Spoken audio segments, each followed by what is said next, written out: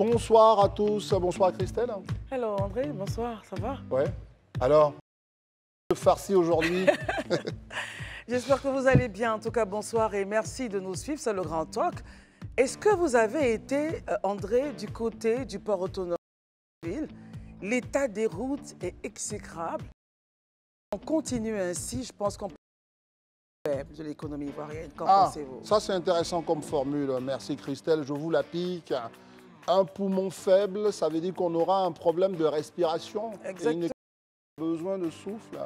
Et Pour pouvoir d'oxygène. mieux se porter, et bien là, ça risque d'être très très compliqué. Bonsoir les amis. Bonsoir André, bonsoir Christelle. Bonsoir Barry. Bonsoir Christelle, bonsoir André, Herman. bonsoir à tous. Bonsoir. Marius. Bonsoir Christelle, bonsoir Comme André. d'attaque ce soir. Toujours d'attaque. Très bien. Bah, écoutez, nous sommes 7, on y va.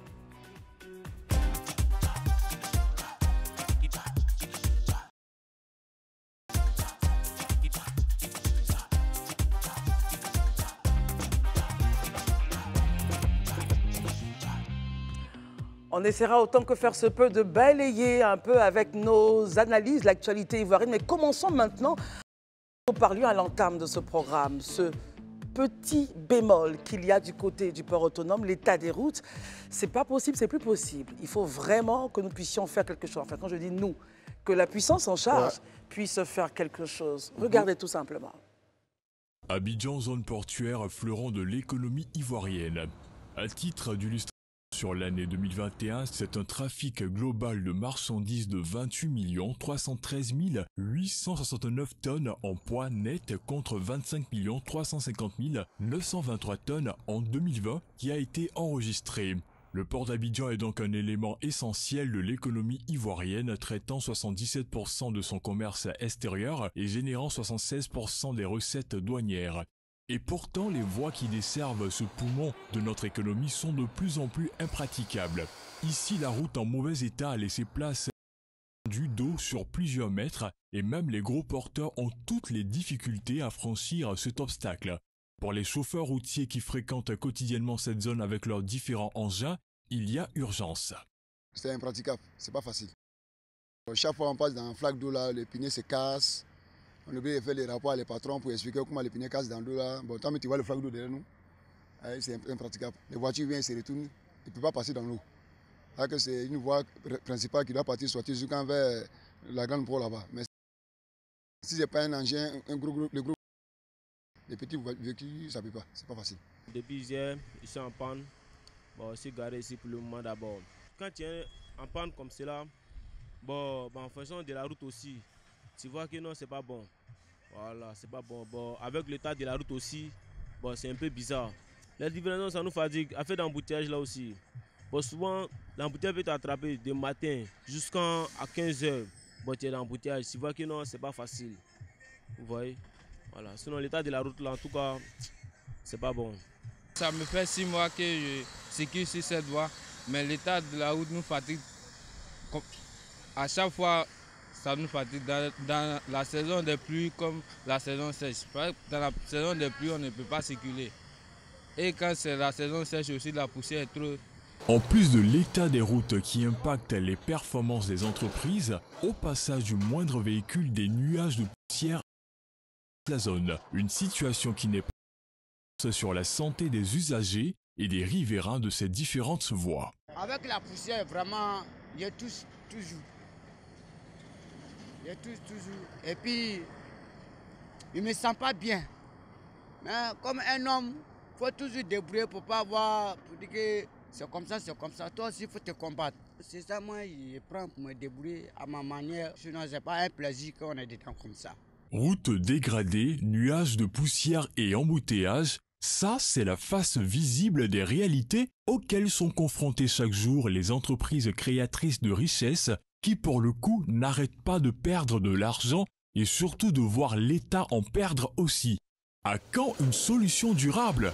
Les regards de tous se tournent vers les autorités compétentes. Vu que nous sommes dans la zone portuaire, le facteur temps est un facteur vraiment très déterminant pour nous. Donc du coup, à cause des embouteillages, il y a des livraisons qu'on ne peut pas faire à temps. Voilà. Vu qu'on pense des rendez-vous pour aller livrer nos conteneurs, n'est-ce pas, dans la zone portuaire, surtout dans le terminal.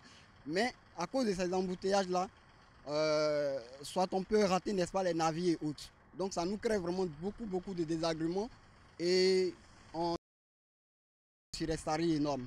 L'appel que je peux lancer, c'est pour revoir. Voilà, c'est pour revoir l'état de la route, pour que l'embouteillage soit diminué. Depuis qu'ils ont annoncé, n'est-ce pas, les travaux d'aménagement de la voirie, c'est vrai, c'est un acte que nous... Le problème, c'est que les sociétés qui font ces travaux-là, depuis un certain moment, ont abandonné.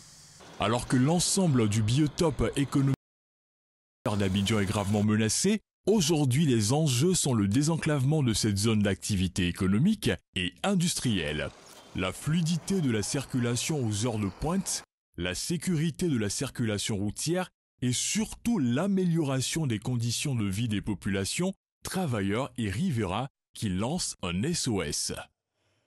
L'SOS est lancé, on en parle maintenant, André, pour justement avoir l'avis de notre plateau sur cet état qui ne fait qu'empirer. Oui, Christelle, pourquoi vous voulez que je prenne cette voie-là, moi? Pourquoi? Vous me posez la question tout à l'heure si je prenais cette voie. Mais c'est justement pour ça que je l'évite. On ne peut pas parce que de nombreux terrible. Ivoiriens doivent l'éviter. Mais c'est un sujet, je dis ça d'entrée pour rigoler, mais c'est un sujet qui est très sérieux. On parle quand même de la zone, la principale zone économique, le principal point d'entrée de notre pays.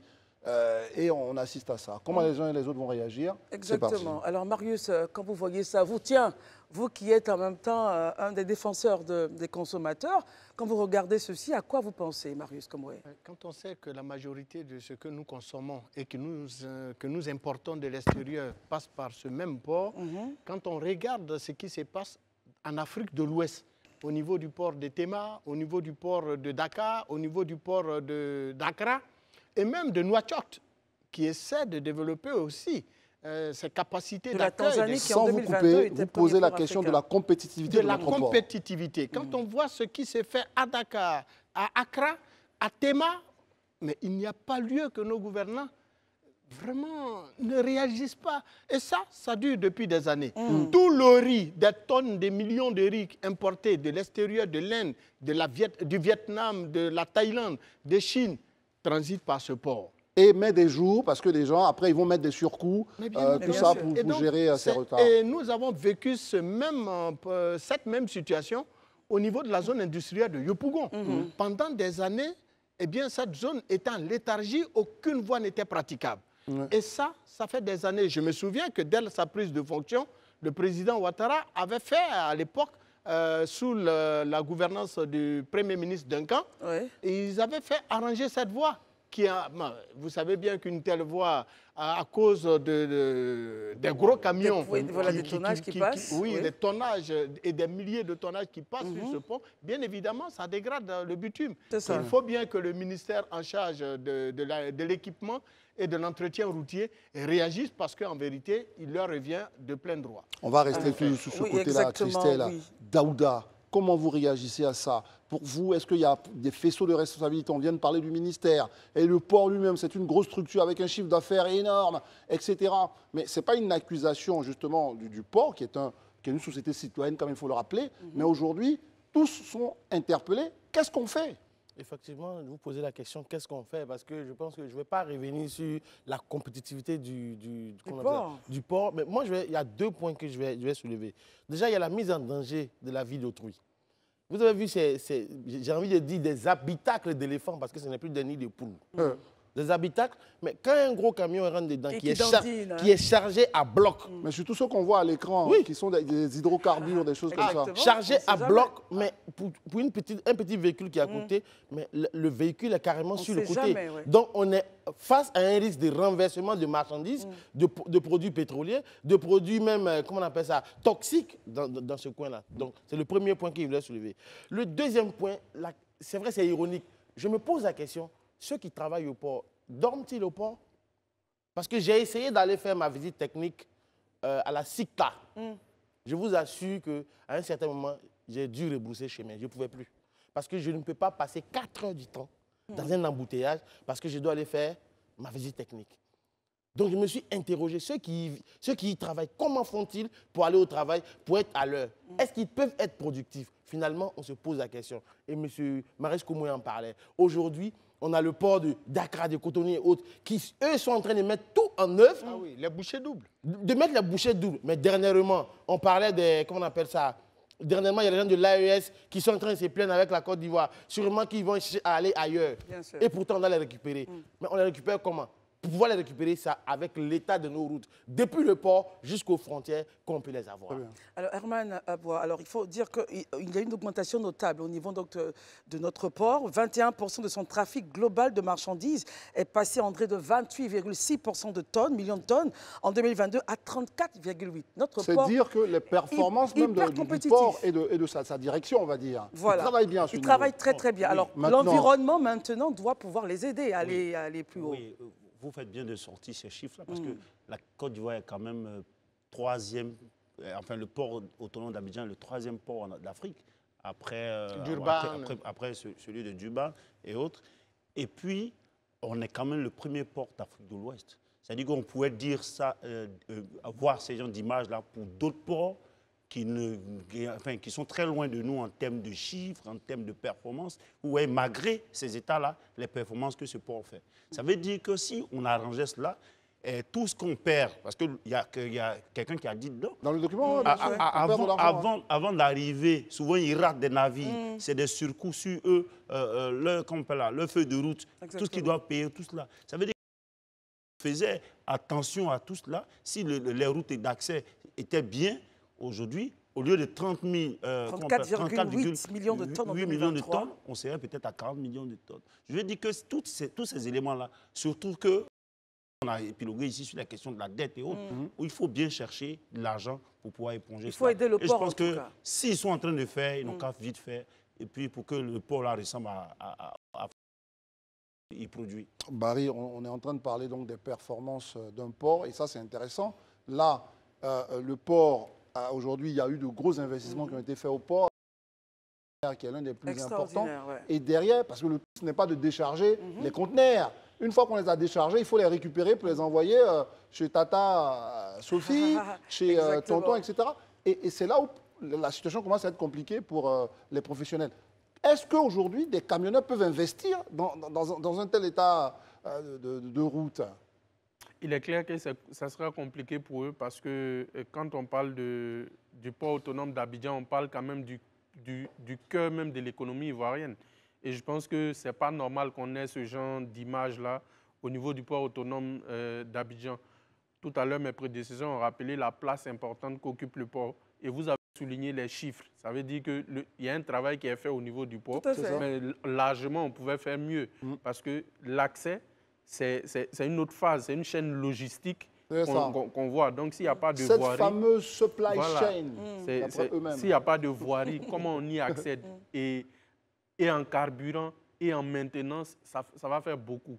Et moi, je me pencherai aussi sur l'intelligence économique de la Côte d'Ivoire. Quand on voit le port autonome d'Abidjan, tout à l'heure, ils ont soulevé Dakar, ils ont soulevé, mais ils ont oublié le port de Tanger, qui est en train de draguer les pays de l'AES. Donc, ce qui veut dire que la Côte d'Ivoire, au niveau de l'intelligence économique, doit complètement revoir ou améliorer ce qui est déjà fait. Parce que le port, c'est le cœur de l'économie ivoirienne. Et ce n'est pas normal qu'on ait ce genre de voirie en pleine capitale quand on sait que la gouvernance du président Ouattara, c'est une gouvernance qui est basée sur les investissements dans les grands travaux. Donc, on ne peut pas embellir Abidjan et oublier le cœur d'Abidjan qui est son port autonome. Alors justement, avec Marius, il serait bon de s'intéresser à comment réagit justement le ministère de l'équipement en charge justement d'embellir cette partie pour faciliter justement tous les travaux que le port fait pour augmenter ses chiffres. Bon, en nous intéressant de plus près au dossier, il nous a été rapporté que le ministère de l'équipement et de l'entretien routier a déjà lancé un appel d'offres avec son homologue de l'économie et des finances. Et l'appel d'offres a été remporté par un opérateur privé. Et bientôt, les travaux reprendront pour s'achever. Bientôt, on n'a pas de date. Ah non, ils ne nous ont pas donné de date précise, mais pour l'acquisition du marché, c'est déjà fait. L'appel d'offres a été remporté. Et à travers vos propos, on peut rassurer tous les opérateurs économiques de la zone portuaire et leur dire qu'il y a déjà donc un appel d'offres qui a été lancé, il y a déjà un adjudicateur. Et aujourd'hui, on peut se dire que la souffrance ou en tout cas toutes ces difficultés-là vont avoir une fin même si on n'a pas encore la date. Daouda voulait ajouter quelque chose. Non, moi, ce que je voudrais ajouter, parce que pour être allé dans la zone du port, j'ai vu des balises qui ont été posées. Ah, vous avez vu aussi? Oui, j'ai vu ces balises. On le voit même dans le reportage. Sur la route, pour dire qu'on vient travailler. Et le monsieur en question dit, ils ont déposé, mais on ne les voit pas. C'est de ça qu'il s'agit. Parce qu'il ne s'agit pas de venir faire miroiter un travail aux gens. Mais au-delà de ce fait de travail, si le travail est fait, ne nous contentons pas seulement de faire la route, mais il est important d'entretenir cette voie. Et c'est le lieu pour moi aussi d'attirer l'attention des camionneurs, de ne pas aussi charger leurs camions en dépassant le poids qui est autorisé. Parce que c'est tout ça. Parce que quelqu'un, c'est très bien. Moi, j'aurais voulu vous arrêter dans la suite de l'émission, mais Daouda vient de toucher un point essentiel. Cette voie, vous vous rappelez, c'est le boulevard du port. Exactement. À l'arrivée du président Alassane Ouattara, cette voie avait été refaite. Réhabilitée. Alors, la responsabilité aussi de l'administration, c'est de faire en sorte que les tonnages des camions puissent correspondre on va dire, aux dispositions de la voie. Donc, est-ce que, justement, on fait le travail qu'il faut, les ponts basculent, est-ce qu'on surveille Et ça, c'est un vrai sujet qu'il faut prendre en compte quand on sort les marchandises du port ou bien quand on doit... On va vous écouter rapidement là-dessus, Herman. Moi, je pense qu'aujourd'hui, à un moment donné, on a vu les bitumes qui étaient faits. Les gens même parlaient des goudrons biodégradables. Ça veut dire que les opérateurs qui étaient choisis, ceux qui devaient mener les... Il y a cette option. Il y a cette option. Donc, je veux dire que si on est tombé sur quelqu'un qui a eu le marché, mais qui est un opérateur véreux, on peut avoir ça. Mais aujourd'hui, dans tous les cas, le trafic, au niveau du port, ce sont des conteneurs, ce sont des grosses charges, ce sont des tonnages. Donc, si on doit revoir la densité, la qualité même du bitume, donc je pense que ces choses-là, peut-être que c'est sur quoi le gouvernement réfléchissait. Et je pense que s'ils le font, donc, qu'à faire en sorte que ça soit et on va terminer la minute avec Barry.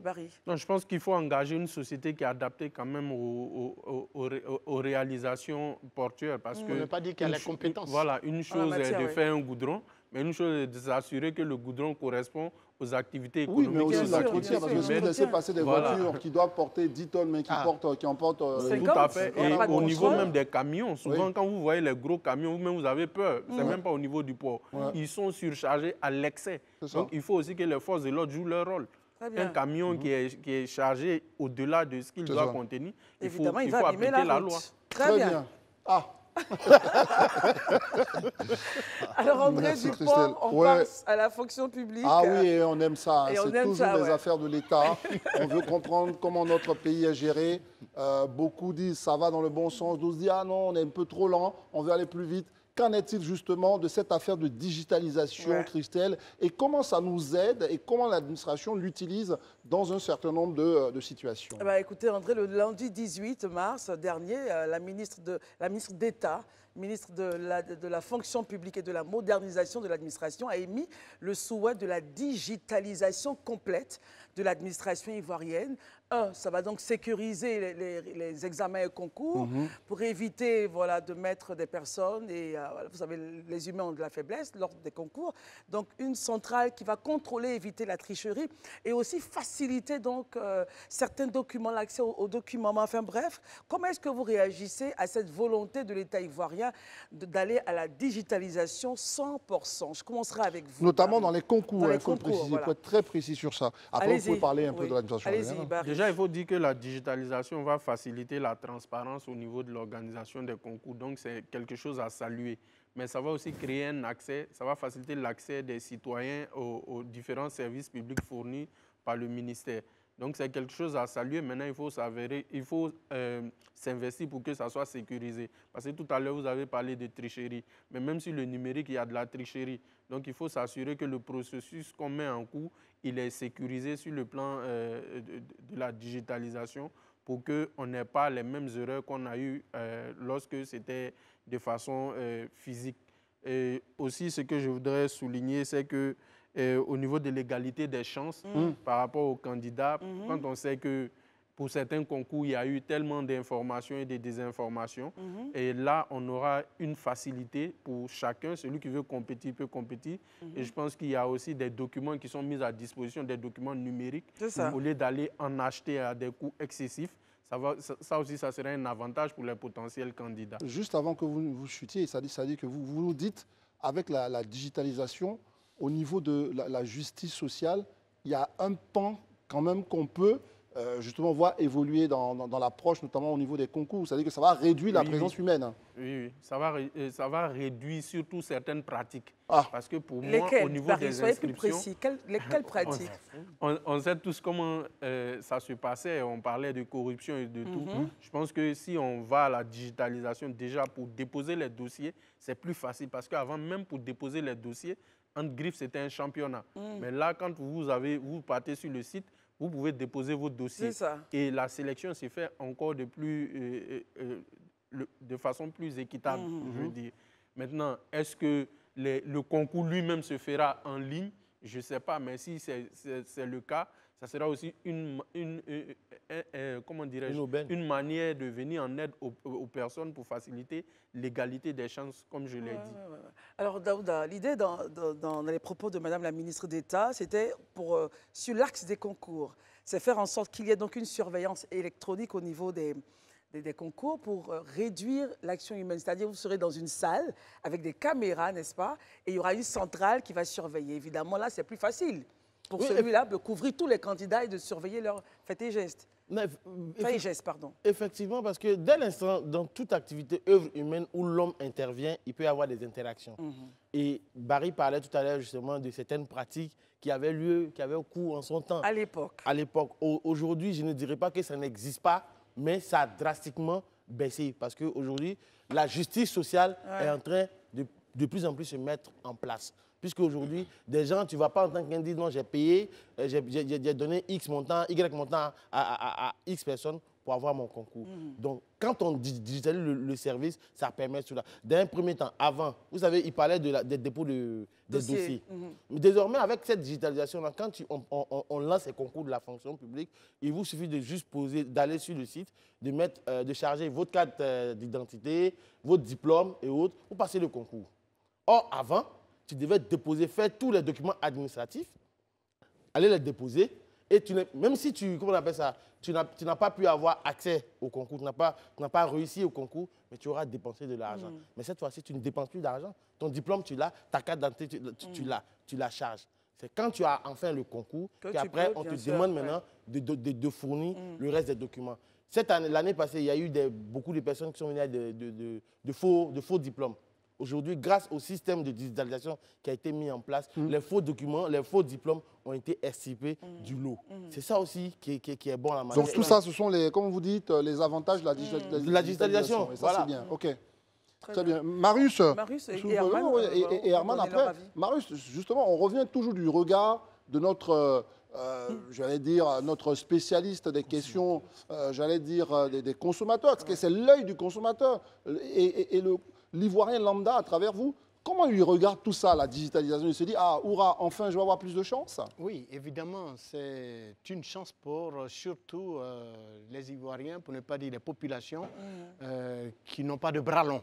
Comme on a l'habitude d'appeler. On va expliquer pour ceux qui ne comprennent pas ivoiriens. Ça veut dire on a un public qui est très large dans le monde, qui ne sont pas souvent très au fait de nos... Dans notre habitude, lorsque un citoyen se présente à un concours de la fonction publique ou que sais-je, il lui est très souvent recommandé d'avoir quelqu'un qui est hautement bien placé, qui est très intégré, bien intégré dans le système pour booster son dossier de candidature, souvent même avec incompétence, mais il est admis, malgré qu'il n'a pas le niveau. Et ça, on en a vu tant dans tous les secteurs d'activité, et surtout, je ne voudrais pas indexer un secteur bien précis. N'empêche qu'avec justement la digitalisation, eh bien, on met fin donc, au dépôt des dossiers physiques. Il n'y a plus de dossiers physiques. Désormais, tout se fait sur Internet, comme on le fait pour nos enfants, à l'inscription, à l'école primaire, du CP1 jusqu'en terminale, tout se fait. Les inscriptions, vous avez votre matricule, ça vous suit. Et donc, même concernant, par exemple, les préparations pour les concours, par le passé, vous avez des individus véreux qui vendaient donc des documents. Et puis bon, finalement, c'est de faux documents qui n'ont rien à voir même avec le concours. Or, avec la digitalisation, désormais, tous les documents qui concernent le concours en question au niveau de l'administration publique vous seront disponibles en ligne. Pardon ? Oui, donc, au-delà de cet aspect, bon, il y a également les convocations. Ouais. À l'époque, il fallait se déplacer. Et tout ça, ça a des coûts supplémentaires pour l'usager des services publics. Donc, l'usager est obligé de quitter un point X, souvent de l'intérieur du pays, pour venir compétir à Abidjan. Et retourner. Avec la digitalisation, il n'aura pas besoin de faire ça. Depuis son point d'habitation, il pourra s'inscrire et compétir à chance égale avec ses concitoyens partout sur l'ensemble du territoire national. Merci Marius Komoué. Herman, votre avis sur la question? L'intérêt pour nous d'avoir une administration digitalisée? Bon, moi déjà, je ne vais pas revenir sur les propos des autres. On sait bien la digitalisation, ce que ça apporte. Donc, lorsqu'on introduit cet outil-là dans le fonctionnement d'une administration, c'est toujours des performances en plus. Et à ce niveau-là, je voudrais vraiment féliciter, je pourrais dire, Madame le ministre d'État, parce qu'aujourd'hui, de plus en plus, quand même, nos proches qui ne déboursent pas de moyens et autres, souvent vont passer des concours et il revient que certains ont. Je ne dis pas qu'il n'y a pas toujours ces réseaux, ces réseaux de magouilles, de faussaires. Je pense que c'est. Mais est-ce qu'avec le digital, là, on arrive à les réduire? C'est justement pour cela que j'imagine. Aujourd'hui, si tout est dans un système informatique, ça va être compliqué. Ça va être compliqué de faire, voilà. Et ceux-là, je crois déjà, ils savent que leurs robinets sont en train de se fermer.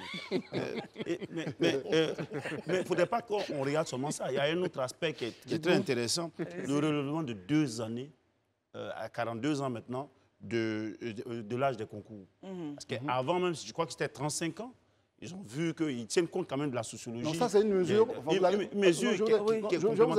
une mesure qui vient aussi dans le cadre de l'année de la jeunesse. C'est vrai qu'on ne peut pas revenir là-dessus, vous allez me dire, mais c'est dans le cadre de l'année de la jeunesse que cette mesure a été montée. Je crois qu'à cet atelier... Si vous n'avez pas rajouté ce truc-là... À cet atelier bilan des concours administratifs, ça a été quand même un point fort. Un point fort qu'elle a tenu à relever. Moi, je trouve que c'est important parce que quoi, on est sorti quand même de 10 années de crise, on pourrait le dire. Donc ces 10 années-là, je veux dire que c'est les jeunes qui ont perdu. Il y en a qui se sont retrouvés de 28 ans à 38 ans. C'est ça. De 30 ans, du coup, à 40 ans. Donc, quand on relève, parce qu'on était à 35 aujourd'hui, ça fait 7 années quand même qu'on récupère. C'est vrai que nous autres, on n'a plus les chances pour aller faire ce concours. Ah, en fait, il pensait à lui-même. Je vous donne juste 30 secondes. Il n'a pas terminé. Je veux dire que c'est vraiment ces choses-là que j'admire. Et ça, quand c'est bon, vous comprenez que je le dis et sans état d'âme. Et ça, très vraiment, voilà. Wow, c'est ce qu'on appelle un statut visé. C'est ça, c'est un statut visé. Hein. Ouais, un statut très visé. Pour rappel, notons qu'au cours de l'année 2023, nous avons, le ministère de la fonction publique a enregistré 123 531 candidatures, tout concours confondu. Nous avons dénombré 25 000 admis sur l'ensemble du territoire national. Au niveau de l'ENA, par exemple, nous avons eu 42 028 candidatures, dont 800 admis à la fin du processus. Aujourd'hui, on ne peut que parler de transparence, d'équité et de célérité au niveau de ce ministère. Et nous félicitons donc Madame la ministre. Vous allez voir le jeu de mots. Quand je dis ça, on peut dire qu'on peut dire tout ça en ayant un sourire avec des dents blanches pour apprécier justement tous ces chiffres. Pourquoi une façon de dire, quand je parle des dents, ça va être le sujet que vous allez voir tout à l'heure, Christelle. Vous êtes d'accord avec moi? Parce qu'elle adore sourire, Christelle, bien sûr. Et surtout quand on parle de la jeunesse. Ah oui, bien. C'est quelle histoire de jeunesse? Expliquez-nous. Alors, on a André, le docteur Marois, Gilles Thierry. Bonsoir. Alors, André, il est le président de l'Association ivoirienne des professionnels de la santé bucco-dentaire. Tiens, en parlons-en. Quelle place à la santé bucco-dentaire? Daouda me regarde avec sourire. Moi, je me suis arrêté. Quelle place à la santé bucco-dentaire dans les habitudes des Ivoiriens? Est-ce que les Ivoiriens entretiennent leurs dents de façon triviale? Se brossent-ils 3 fois par jour, comme recommandé? Bienvenue, docteur. Merci beaucoup. Non, il faut déjà lui demander combien de fois il faut se brosser par jour. Mais attendez, j'ai déjà dit 3 fois par jour. Attendez. Docteur, allez-y. Elle a bien dit, elle a dit 3 fois par jour. Oui, comme recommandé. Ce qui correspond aux 3 repas. Oui. C'est pour ça. Et si on ne prend que un repas. Exactement. Et on est censé se brosser Après les repas. Après les repas. Je rappelle que le docteur, même, ses dents sont bien blanches. Merci beaucoup. Si on laissera le docteur s'exprimer, ça va être chaud. Donc, on est censé se brosser justement après les repas. Ouais. Et vous allez comprendre pourquoi certains disent que je me brosse 3 fois par jour, mais je fais quand même des caries. C'est ça. Est-ce qu'on se brosse correctement? J'allais poser la question. Quel est le procédé pour un bon brossage? D'accord. Donc, il y a déjà ça. Est-ce qu'on respecte les moments de brossage? C'est-à-dire, s'il faut se brosser et aller manger, il y a déjà un problème. C'est clair. Parce que normalement, c'est dans le sens inverse. On mange, on se brosse ensuite. Même au réveil le matin, c'est quoi l'habitude du réveil le matin? On a l'habitude d'aller dans la douche. De le faire en même temps. On le fait en même temps et ensuite on va prendre le petit déjeuner. Oui. Alors que Est-ce que c'est correct? Non, c'est pas correct. Ce qui est correct, ce serait de finir de sa toilette, on finit son petit déjeuner, on se brosse. Mais bon, il faut dire qu'on n'a pas vraiment le temps. C'est pour ça qu'on insiste sur le fait que le brossage le plus important de la journée, ce serait donc celui du soir. C'est ça. Voilà, celui du soir avant le coucher. Ça, c'est vraiment une exigence. Enfin, exigence, mais en tout cas, c'est extrêmement important, impératif de le faire. Pour plusieurs raisons. Alors, quand on a dit ça, Christelle vous a posé une question qui pour nous est fondamentale. Quelle est la place de la santé bucco-dentaire dans l'habitude des Ivoiriens? On est arrivé sur le brossage, c'est bien, mais c'est un peu l'arbre qui cache la forêt, cette affaire d'habitude. Mais derrière, comment on pousse les Ivoiriens et quelle plateforme on offre aux Ivoiriens pour le faire? Est-ce que la question de l'accès aux médecins dentistes est une question, le ratio? Est-ce que, par exemple, la question de... Parce que les coûts. La question des coûts. C'est tout ça là, on vous bombarde un peu de questions. Oui, de plusieurs questions, mais on n'ira pas à pas. On n'ira pas à pas. Dites-nous, quelle est la situation justement dans notre pays? Nous avons déjà la chance d'avoir dans notre pays une faculté qui forme les dentistes. Nous avons la chance d'avoir dans notre pays une école qui forme les assistants dentaires.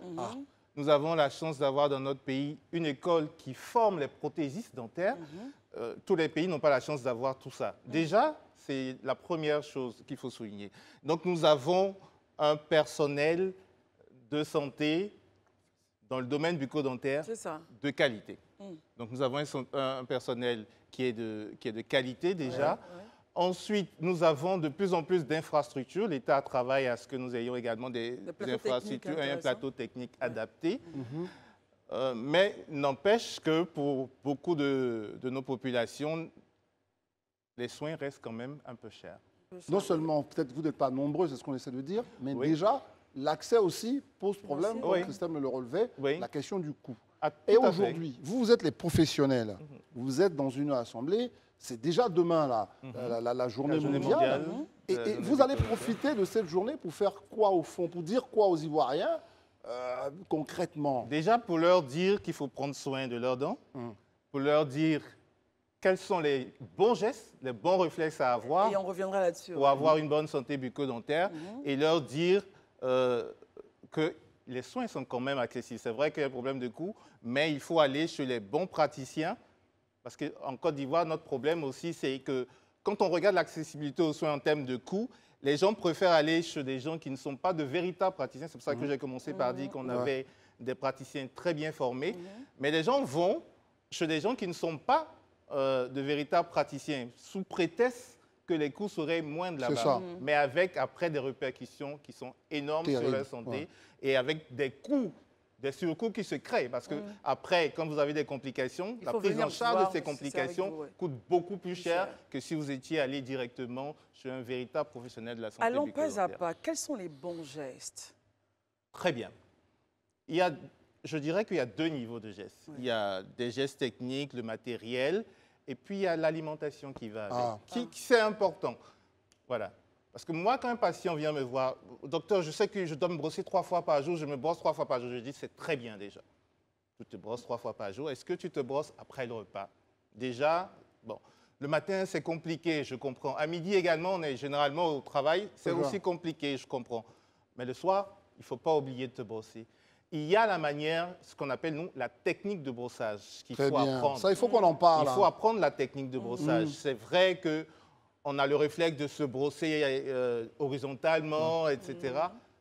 Ce n'est pas une technique qui est efficace. Ah, d'accord. Oui. elle n'est pas du tout efficace, elle est rapide, c'est vrai, elle est plus facile à faire, mais elle n'est pas du tout efficace. La technique efficace, c'est une technique de rotation et toujours du rose blanc.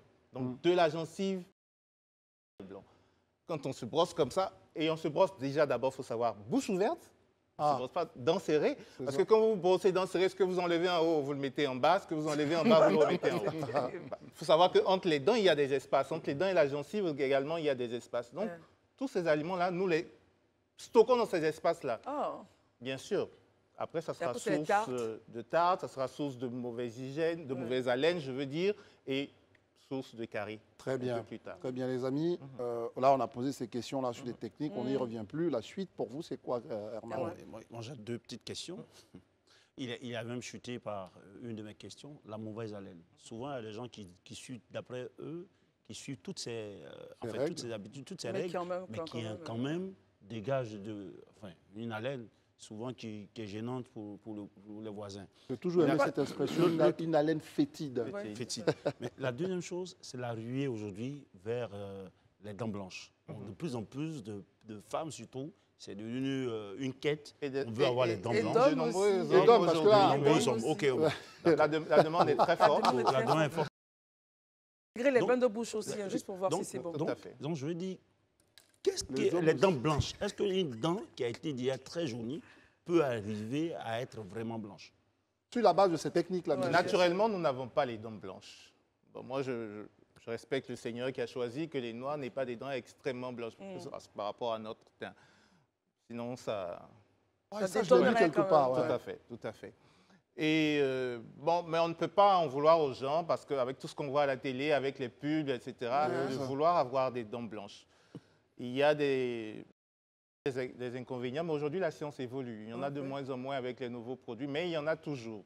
Donc, il faut les faire dans un certain cadre avec un bon spécialiste, j'insiste toujours, qui sont formés pour ça, qui connaissent les produits, qui connaissent les risques, qui savent où on peut aller et jusqu'où il faut s'arrêter. C'est ça, justement. Il y a surtout ça aussi.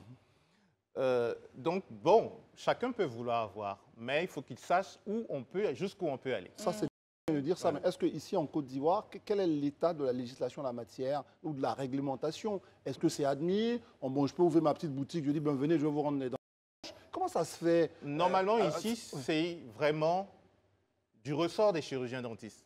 Mais il est vrai qu'aujourd'hui, on voit des esthéticiens qui s'autoproclament blanchisseurs de dents avec des appareils qui proposent beaucoup de choses. Justement, c'est pour ça que je dis, il faut aller chez le professionnel. Celui qui est habilité à le faire ici, jusqu'à preuve du contraire, c'est le chirurgien dentiste qui a donc les compétences. Non, on vient, vous inquiétez pas. Daouda, juste rapidement. Non, la question concernant rapidement, en fait, monsieur le docteur... La laine, il y avait la laine. Ah, la laine. Oui. 2 minutes alors. D'accord, par rapport à la laine, il y a plusieurs causes d'halitose, de mauvaise haleine donc. Ça peut être une cause d'origine buccale.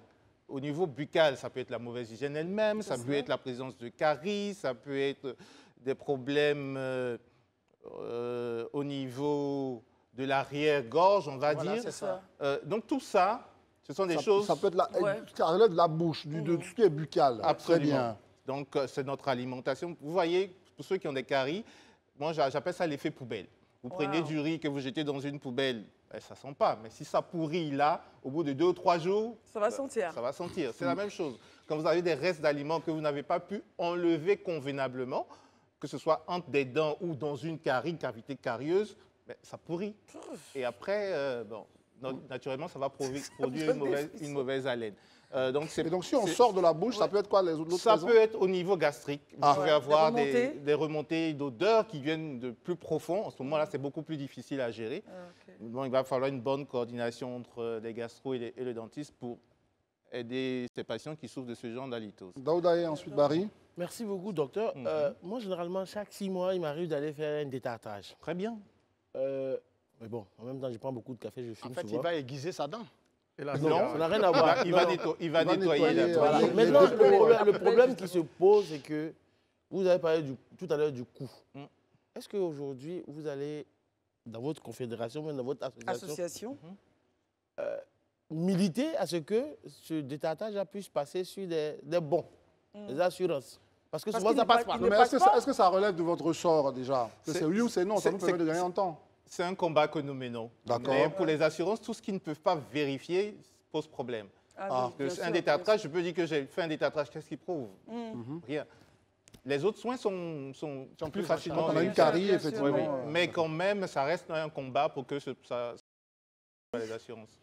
Docteur, moi, ma question porte sur le processus d'extraction des dents.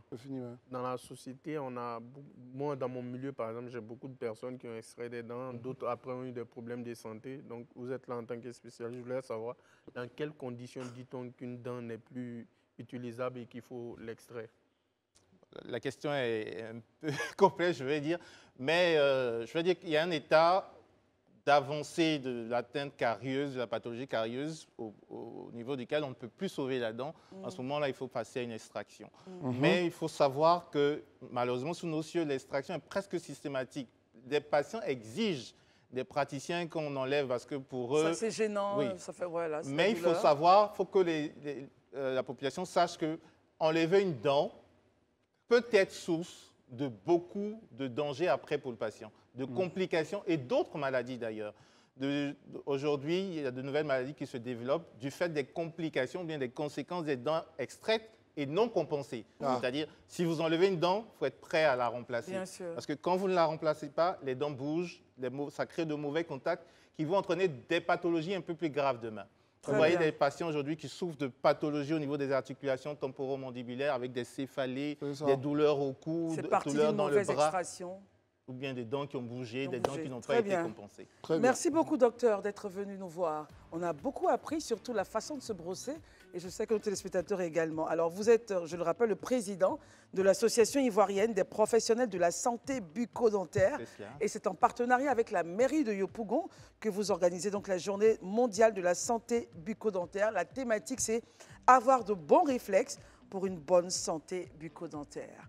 Merci d'être venu. Merci beaucoup, je vous remercie. C'est notre plaisir. À tout à l'heure. Voilà, André, nous sommes de retour après le journal. Eh bien, on aime ça. On aime être de retour avec nos très chers téléspectateurs parce qu'ils sont de plus en plus nombreux. Ils comprennent évidemment que c'est ici qu'on parle des sujets qui les concernent, qu'on évoque la vie de la nation. Parlant de vie de la nation, la semaine dernière, chers amis téléspectateurs, il y avait une grève lancée par la plateforme des syndicats nationaux des collectivités territoriales de Côte d'Ivoire. Il y avait donc grève dans les mairies, c'est cela. Et puis, c'était la semaine dernière.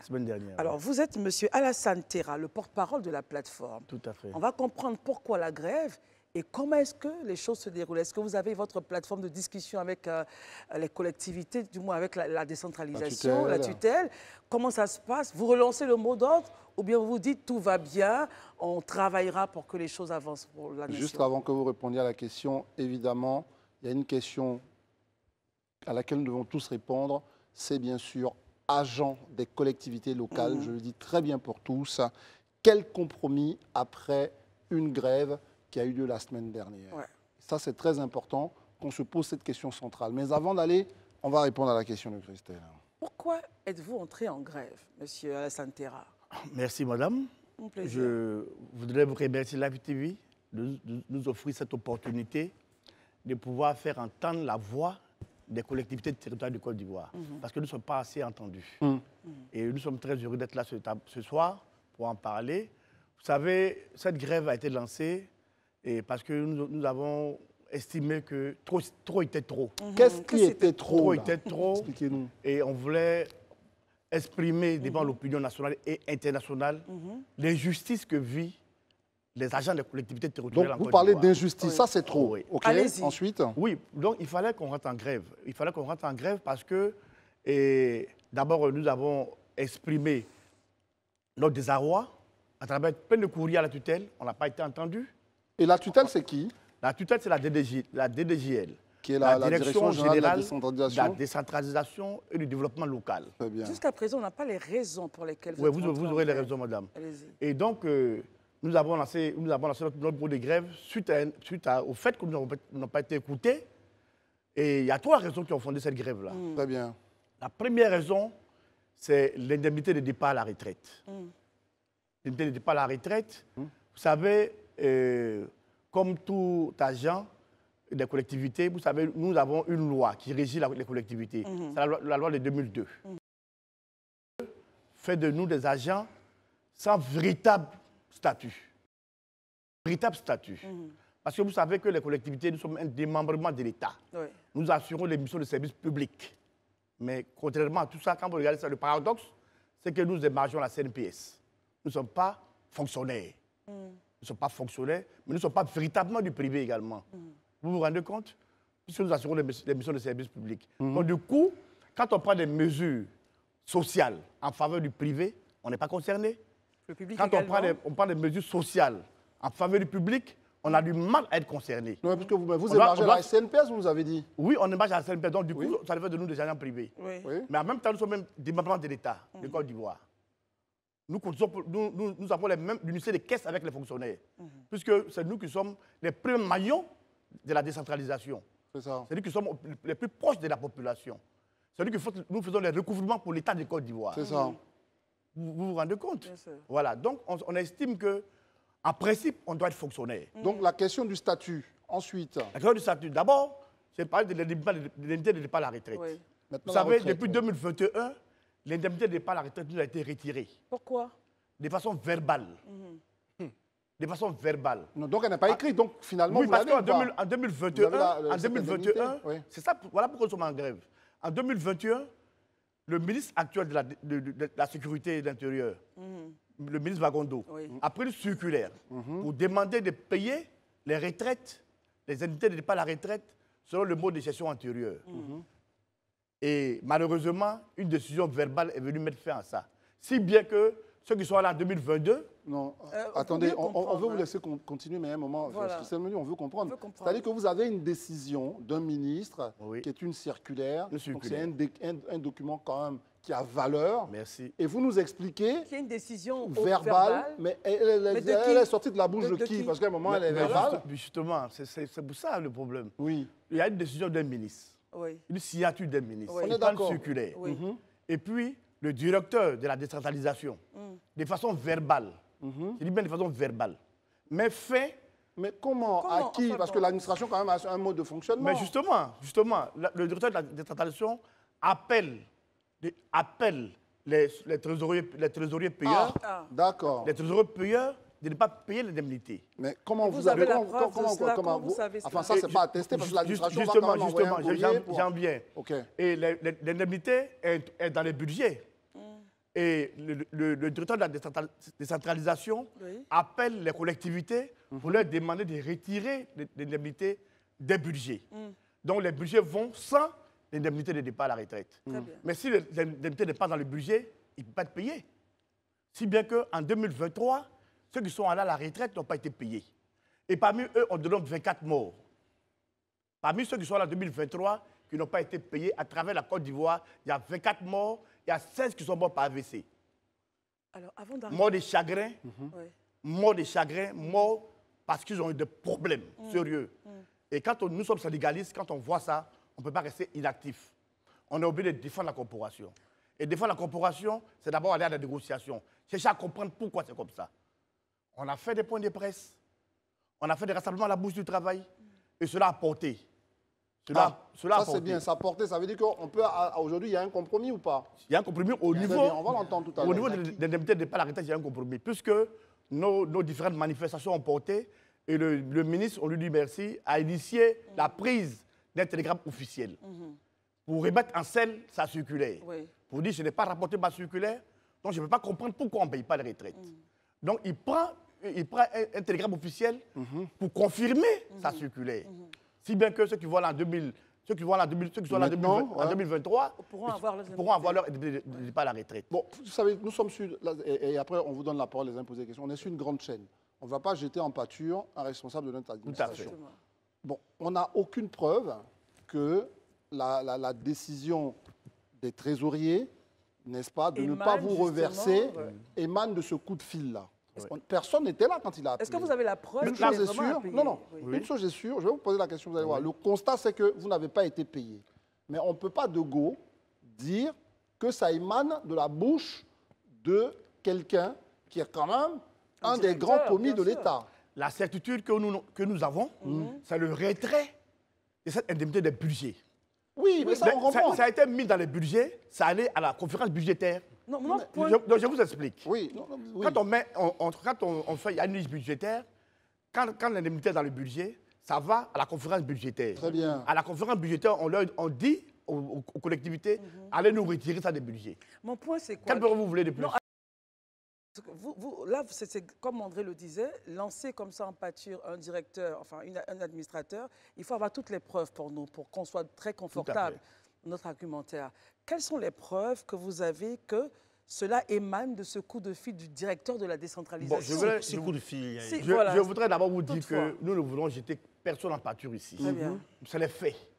Nous voulons nous coller aux faits. Très bien. Là, je pense qu'on ne va pas s'entendre là-dessus, mais ce n'est pas grave. Nous avons collé aux faits. Nous vous disons tout simplement que cette indemnité a été retirée des budgets. Ça, le fait est clair. Ça, pas par la volonté de la tutelle, bien sûr. Oui, mais ça, on peut le dire. Mais voilà. Le problème, c'est que ça nous pose, et permettez, on ne connaît ni d'Adam ni d'Ève ce commis de l'État qui est respectable. Mais nous, ce qu'on dit, c'est qu'une chose est sûre, l'administration a retiré cette indemnité. Merci. La question pour nous, ce n'est pas de dire c'est M. Pierre ou c'est M. Paul.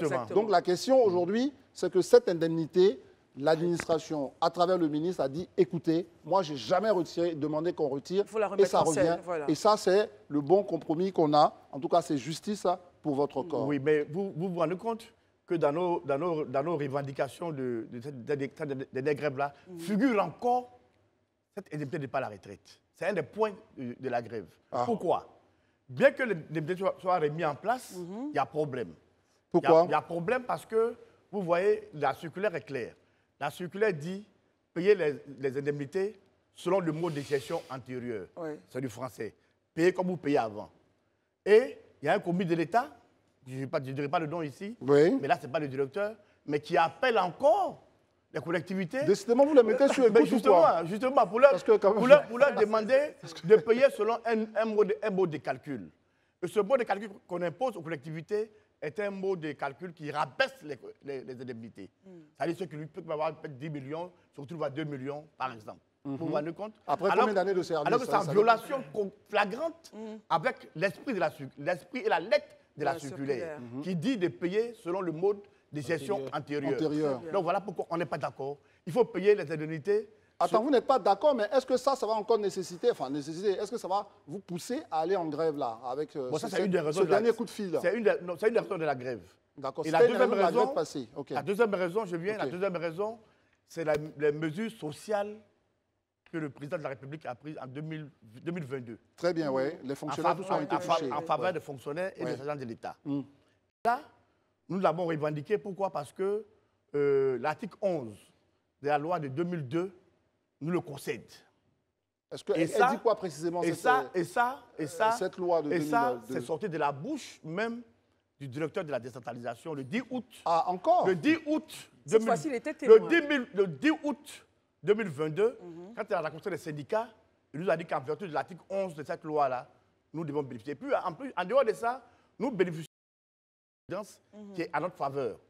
Vous savez, en 1993, le président de la République, le président Bédier de l'époque, Père Sodam, avait augmenté les fonctionnaires et agents de l'État. Nous, les agents de collectivité, on a été concernés. Très bien. En 1999, le même président de la République, le président Bédier, a encore augmenté les salaires des fonctionnaires et agents de l'État. Nous avons été concernés. Pour nous, c'est une jurisprudence. Une jurisprudence qui a été confortée par l'article 11 de la loi de 2022. C'est ce que je veux savoir. Cet article-là dit quoi exactement? Cet article-là dit que les agents de l'État recrutés localement. Parce qu'il faut dire qu'au niveau des collectivités, il y a deux types d'agents. Il y a ceux qui sont recrutés localement et puis il y a les fonctionnaires. C'est ça. Et l'article 11 dit clairement que les agents recrutés localement doivent avoir les mêmes avantages que les fonctionnaires. Très bien. Et sur la base de cet article-là, le directeur lui-même nous l'a dit le 10 août 2020.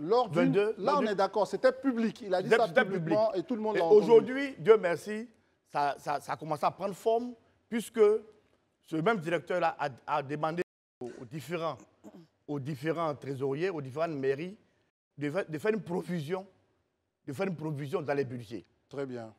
Dans les budgets. Donc, c'est dans les budgets. Mais le problème, pourquoi il y a un problème? Encore un problème. Encore un problème. Vous voyez, ça dit qu'on nous concède, mais on ne nous le concède pas entièrement. Il y a problème, pourquoi? Parce que, vous voyez, on met les mesures sociales du président de la République dans le budget, mais en provision. En provision, dans un compte d'attente. Dans un compte d'attente, qu'on appelle le compte 6040-8. Un compte d'attente. C'est très technique, mais ça veut dire qu'en fait, l'argent, la banque ne peut pas toucher, c'est ça? Concrètement, on ne peut pas toucher. Bon. On ne peut pas toucher et on nous dit qu'un décret est en préparation pour que ce soit effectif. Mais le président de la République, en prenant ce décret de 2022, là, 2020, pardon, c'est déjà un décret qu'il a pris. On ne peut pas encore prendre un autre décret pour son application. Non, ce n'est pas possible. Donc, nous, ce que nous demandons, nous, agents des collectivités, c'est que la DDGL prenne tout simplement un télégramme officiel pour permettre le paiement effectif maintenant et intégral. C'est tout ce qu'on demande. Très bien. Donc les deux raisons, c'est quoi? Payer les retraites selon le mode de gestion antérieure. Et puis, vous revalorisez comme tous les fonctionnaires de gouvernement. Parce que vous savez, les agents de collectivité souffrent. Il y a une boutique pour les agents des collectivités. Quand on dit que la vie est chère, la vie n'est pas chère seulement pour les fonctionnaires, et puis moins chère pour les agents des collectivités. Nous vivons les mêmes problèmes. Et quand le président de la République, dans sa largesse, dans sa vision de pouvoir soutenir les travailleurs de Côte d'Ivoire, prend des décisions, il faut qu'on soit concerné. Très bien. Voilà. On va vous poser une petite question. Première question. Les agents des collectivités qui sont recrutés localement sont à combien aujourd'hui combien de personnes il y a dans votre répertoire, dans votre listing concernant ces agents-là? Nous enregistrons 201 communes, 31 régions, 14 districts. Nous sommes pratiquement autour de 22 000 personnes. 22 000 personnes qui travaillent et qui sont dans les collectivités. Recrutés localement par les maires, les présidents des conseils régionaux et les ministres et les gouverneurs du district. Est-ce que ce n'est pas ce caractère, je veux dire, cette particularité d'être recruté par les responsables des collectivités locales qui fait que l'État aujourd'hui ne sait pas forcément dans quel budget vous mettre? Pourquoi est-ce que ceux qui vous recrutent ne prévoient pas dans leur budget en gros, pourquoi ils ne sont pas reversés dans le budget de la mairie sans que ça ne vienne d'un paiement de la tutelle? Je n'ai pas compris. Pourquoi est-ce que les collectivités territoriales ne prévoient pas dans leur budget les émoluments à vous accorder et que ça doit revenir forcément à l'État du moment où l'État déjà accorde un budget à chaque collectivité? Mais c'est une question formidable. C'est une question formidable. Pourquoi? Parce que ça permet de dire que justement ce que nous revendiquons vient des budgets des collectivités. Oui, ce n'est pas l'argent qui vient d'ailleurs. C'est les budgets des collectivités. L'argent en attente, mais c'est dans les budgets des collectivités. Ça devait être pris en compte. On doit être pris en compte. Voilà pourquoi on ne comprend pas pourquoi on le met dans un compte d'attente. Alors qu'il suffit seulement de prendre un simple pack administratif, un télégramme officiel pour qu'on puisse le payer. L'argent est disponible. L'argent est disponible, ça est dans le compte. Mais dans un compte d'attente. C'est ça. Vous savez, vous n'avez pas d'agents localement recrutés, mais les agents localement recrutés, bon, peut-être que, je ne sais pas, si on nous rabaisse. C'est vous-même qui l'avez dit ici. Oui, j'ai dit peut-être qu'on nous rabaisse, mais je vais vous dire aujourd'hui que dans les collectivités, ceux qui sont dans la collectivité bénéficient des cadres organiques. Ils sont embauchés selon leur niveau intellectuel. Ils sont embauchés selon leurs compétences, leurs diplômes. Donc, qu'on ne voit pas l'agent de collectivité comme on voit ceux de 20 ans, 25 ans en arrière. Très bien. Voilà. Daouda, question. J'aimerais juste revenir encore sur la question de Herman, si vous le permettez. Allez-y. Ce qui se passe, c'est qu'on a reçu le ministre Mamadou Touré ici, qui nous parlait du budget de la mairie de Port-Boué, qui était autour du milliard. Non, 13 milliards. 13 milliards. Et dans les 13 milliards, aujourd'hui, vous dites que vous avez été recruté localement. Personne ne vous rabaisse, pas moi. Je ne me ferai pas cet injure-là. Merci. Mais quand on voit que dans toutes les collectivités, chaque 5 ans, il y a élection. Chaque 5 ans, il y a élection. Le maire qui arrive, lui aussi, il vient avec ses hommes. Donc, comment, en fait, ça se passe dans tout... Est-ce que ce n'est pas ce qui crée le problème, en fait, dans votre gestion en termes... Non, monsieur Daouda. Je termine parce que les personnes qui sont envoyées par la tutelle on sait qu'eux, ils sont là. Quelque chose qui va arriver. C'est pareil. Mais je vous ai dit une chose tout à l'heure. J'ai dit que ça, c'est une vision étriquée des années 2000. Ça, c'est fini, ça. Aujourd'hui, un mec ne peut plus se permettre de renvoyer un agent parce qu'il n'a pas voté. Ça, c'est du passé. Un passé très lointain. Nous sommes encadrés par la loi. On ne peut plus renvoyer un agent de mairie parce qu'il n'a pas voté un maire. Ça, c'est fini, ça. Par contre, le mec, il vient son cabinet. Comme les ministres qui viennent. Ils viennent avec leur cabinet. Les services sont là. Voilà, mais les services sont là. Les services sont permanents.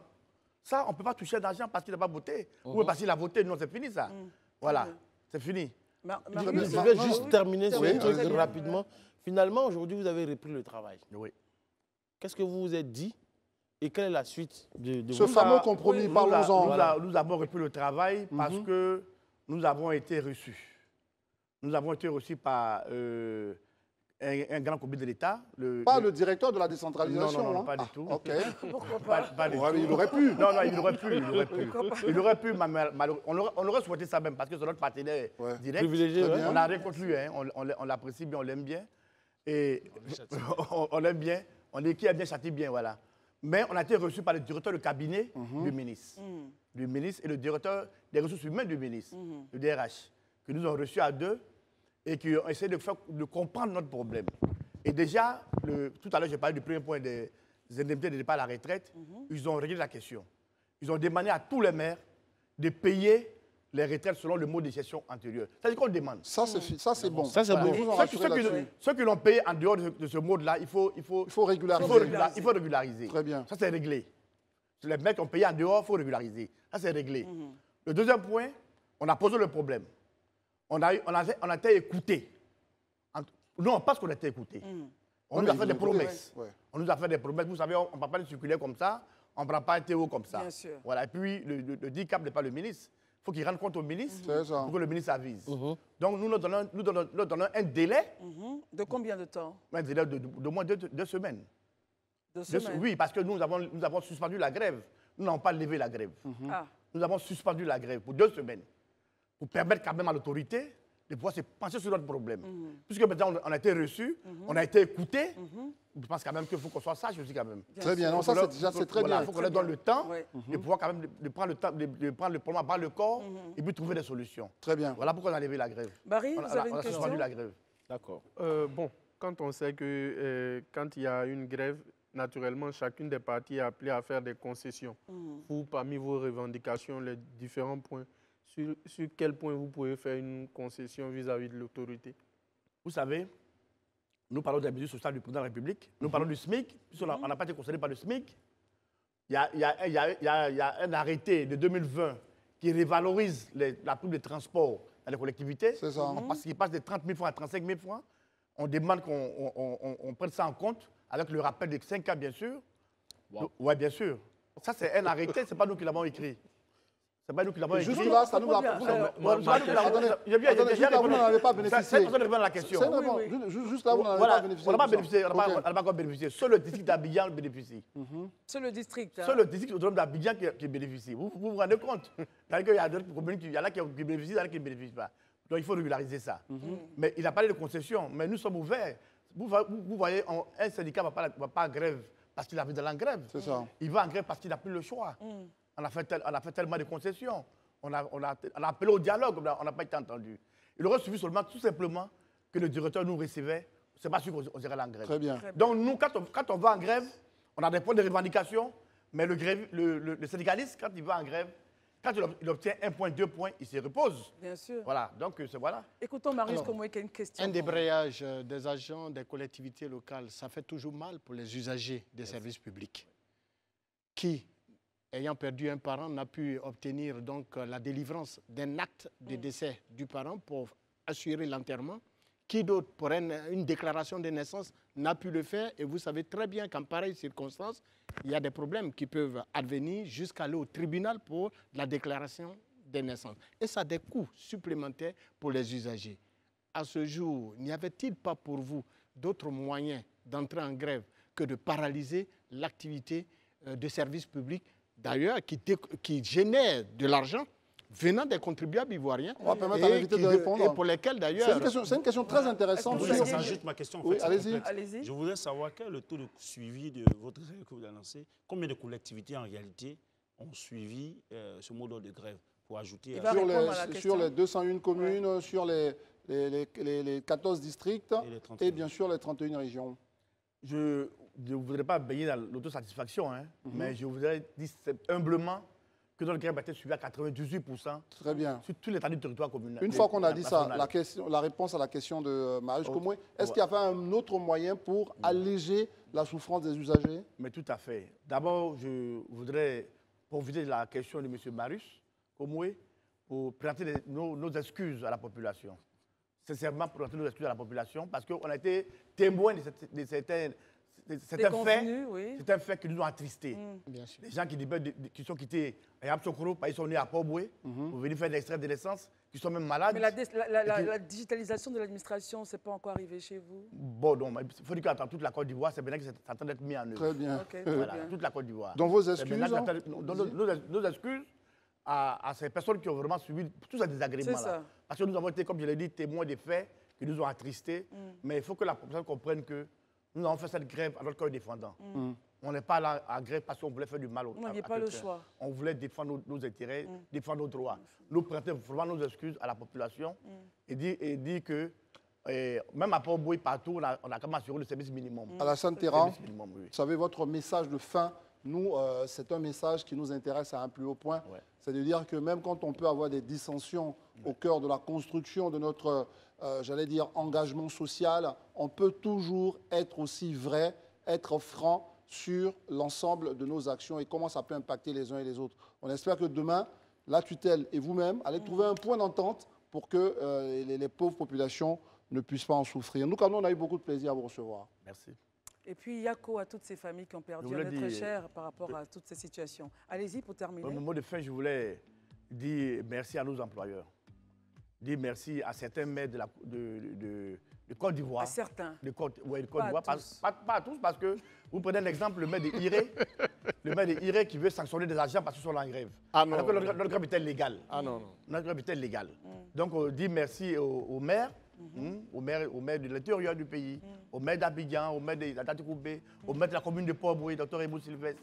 Dire à tous ces maires-là que vraiment, ils nous ont compris. Très bien. Ils nous ont compris, on leur dit merci. Et puis, nous excuses à la population. Et puis, demander à nos militants de rester en éveil. De rester à l'écoute, très bien. C'est 2 semaines après. Merci à monsieur Terra. Merci à vous, Marius Komoué. Merci André, merci Christelle. Barry. Merci. Herman. On se dit donc à demain. On a eu beaucoup de plaisir à être avec vous, André. Merci Christelle, à tous. merci, à demain. Merci à la régie, à la technique et tout. On se retrouvera donc demain pour une autre émission en espérant finir avec de plus bonnes nouvelles que celles d'aujourd'hui. En tout cas, on restera avec vous pour les 2 semaines. On va regarder la suite. Allez, à demain.